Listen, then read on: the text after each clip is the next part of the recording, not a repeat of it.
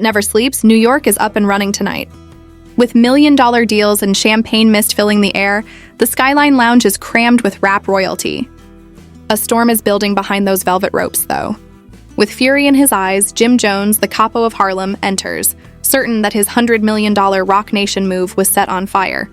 Queensbridge legend Nas is also seen sitting cool in the VIP, wearing a smile that only serves to fan the flames. The city's heartbeat skips a beat and the night explodes when these two titans finally meet eyes. In the mid-2000s, New York rappers often traded competitive lines. Dipset, Jim Jones's crew, sometimes teased other NYC artists for style or business reasons. Nas, meanwhile, had his own famous beefs, like with Jay-Z, but there's no credible record of him trading diss tracks with Jim Jones. There is a club fight, or a deal gone bad, but these come from gossips.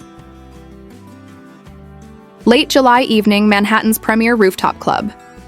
Both performers are scheduled to play at an unannounced industry showcase.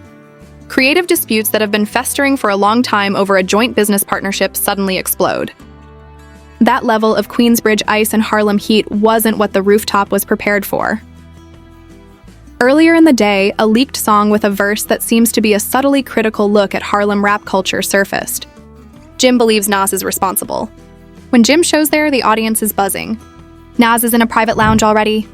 As their entourages exchange acerbic remarks, tension increases. Nas disputes Jim's charges. Old industry complaints and lyrics are like verbal daggers. When a DJ calls them both up, a microphone battle breaks out on stage, with each of them delivering unplanned verses directly at the other. Before the situation becomes violent, security diffuses it. Later, both musicians agree to record a surprise. Joint song after considering how rivalry fosters creativity. The deal was supposed to be the biggest of the decade, a $100 million partnership with a powerful label. But whispers of betrayal had been swirling all week. Inside the VIP area, Nas is already there, calm but wary. Jim approaches, voice low but sharp. "You knew that Roc Nation paper was ours. You let it burn." Nas replies evenly, "Business moves don't always go your way. Jim, don't blame me for smoke you started." The music dips as their entourages crowd closer. Jim shoves the table aside, lunging forward. Security scrambles, drinks spill, cameras flash. The crowd screams, a quick scuffle, punches never land clean. But the chaos is real. Police lights slice through the night. Jim is handcuffed outside the club. Paparazzi swarming, and Nas is escorted to a waiting car. Expression unreadable. The city that never sleeps just witnessed a new headline.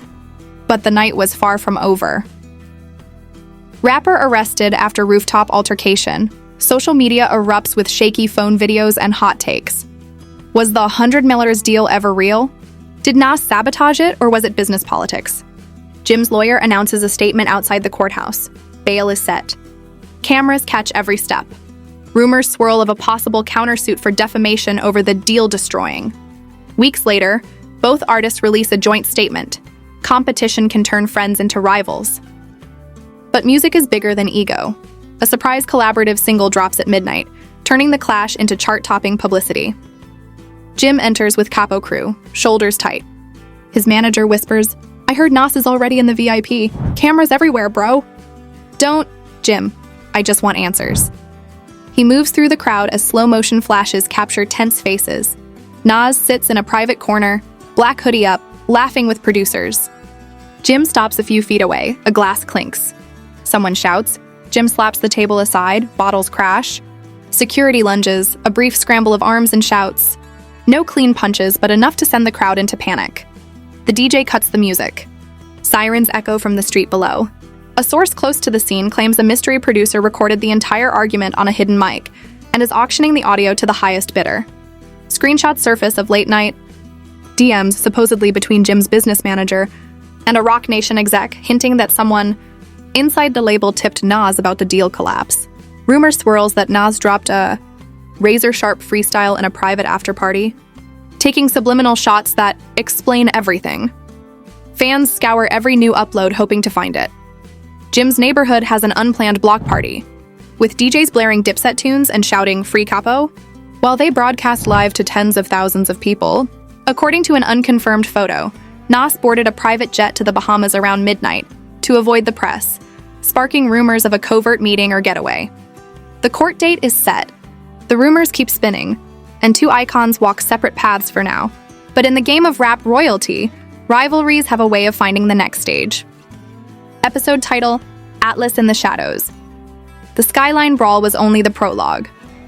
With Jim free on bail and Nas off the radar, the real game is just beginning. Tonight, we dive into the midnight moves, hidden betrayals, and a $100 million mystery that could rewrite hip-hop history. Jim Jones wakes to the buzz of an unknown number. A single text lights the dark room. You think Nas killed the deal? Look closer to home. Attached is a blurry photo, one of Jim's own managers shaking hands with a Roc Nation executive. Harlem loyalty suddenly feels paper thin.